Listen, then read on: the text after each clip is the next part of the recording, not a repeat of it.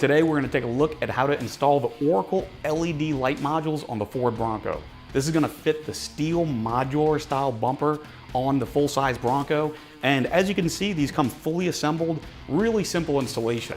The wiring, well, this may seem a little bit complicated, it's actually really simple. So we'll do a quick benchtop demonstration on how to install this wiring harness, and as far as the installation on the Bronco, we'll cover that as well. So let's go ahead and get started. All right, so this is usually the part in the video where we go over the tools that we're going to need. So today we're going to be using a 10mm socket and a T40 Torx wrench to complete the installation using all the hardware that's already on the Bronco, so really simple.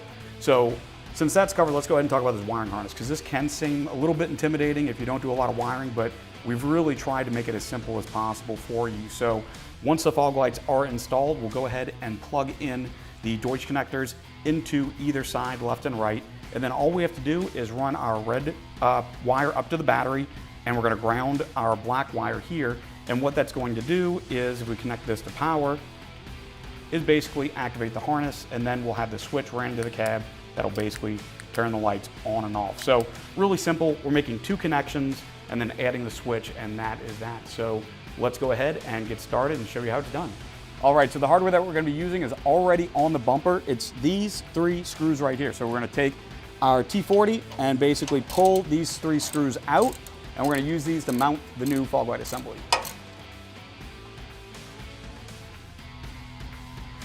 All right, so now coming through the back here, I'm going to come up and set this setup into place and reinstall the screws that we took out.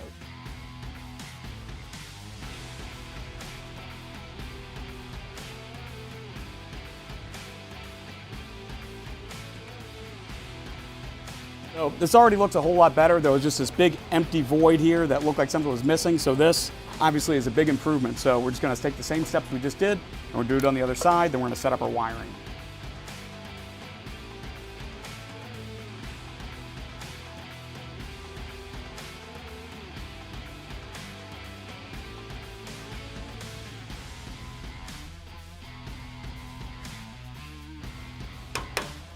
All right. So now we're going to start installing our wiring. We'll start by grounding and powering the two leads coming off the harness here. And again, Ford includes a 10mm socket in the toolkit, so that's basically what you're going to use. And something else really convenient that Ford did in this case is they included accessory terminals to add stuff just like this. So we'll go ahead and pull the nut off of one of the open accessory terminals, place our red wire on here, and reinstall the nut.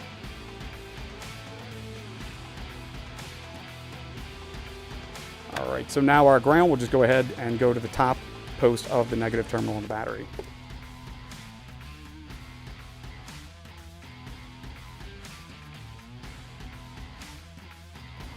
So the next step is we're going to install the switch. So basically, we're going to unplug this connector here, and then if you notice, there's a grommet right here on the firewall. So this grommet has little ears where you can just basically pull the grommet out like this. All right, so we've already installed some accessories, so we've already made our slot in here, just taking a razor blade and cutting this. So what we'll do is basically install this connector through this opening, pull it through, and we'll feed our switch into the cabin here and reinstall our grommet.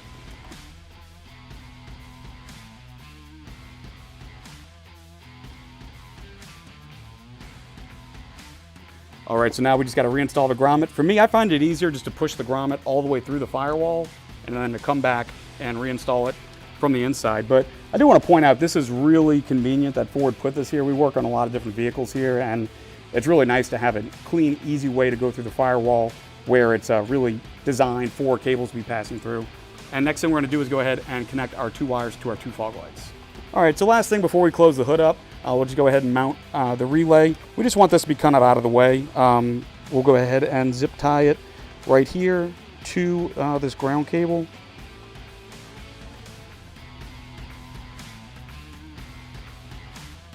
And then we'll just do a little cable management, push some of this stuff out of the way. We've already got some other wires in here, so it's a little cluttered as is, but we'll just try to clean everything up, make sure that everything's nice and tight. We don't want a bunch of slack in the engine bay. All right, that looks good. All right, so on the passenger side, we're just gonna drop this cable down next to the radiator shroud and just feed it down. We'll go below and grab it. All right, so right now we've already got our skid plate removed. If you're having a hard time routing the wires like you see us doing here, you might have to just drop that skid plate. But basically, we're just gonna run this straight across and plug it into the passenger side like so, and then either reinstall the skid plate and hold everything up.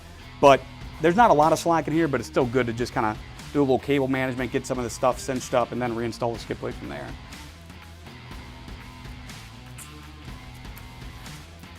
All right, so for the driver's side, this one's gonna be a lot easier to get to, but we're just gonna take the same steps, drop this down right next to the radiator shroud, and pop it through at the bottom, and then we'll come back and any excess leftover wire will go ahead and secure this.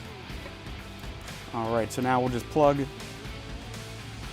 this into here, and then we'll pull the slack back up into the engine bay. All right, so now we'll just do a quick little test. We'll turn the fog lights on, turn them off. All right, everything's working like it should. So we'll just go ahead and mount this switch. Normally we like to mount it like right here. It's pretty easily accessible. If you use any kind of Armor All or anything like that on your interior, you're really gonna wanna like clean this with some isopropyl alcohol or something in order to give yourself a nice contact surface. But yeah, we've already got this cleaned up, so we'll go ahead and stick it on. And just again, make sure that there's no cables or anything that are going near the pedals that could potentially be stepped on. Keep it out of the way, keep it out of the way of the hood latch, and yeah, that's pretty much it. So as you can see, these make a big difference. You get tons of light output, and these lights really do look almost factory. As we showed you, these come pre-assembled, and the installation is pretty straightforward. But if you have any other questions, be sure to check out our website at www.oraclelights.com or call us at 1-800-407-5776.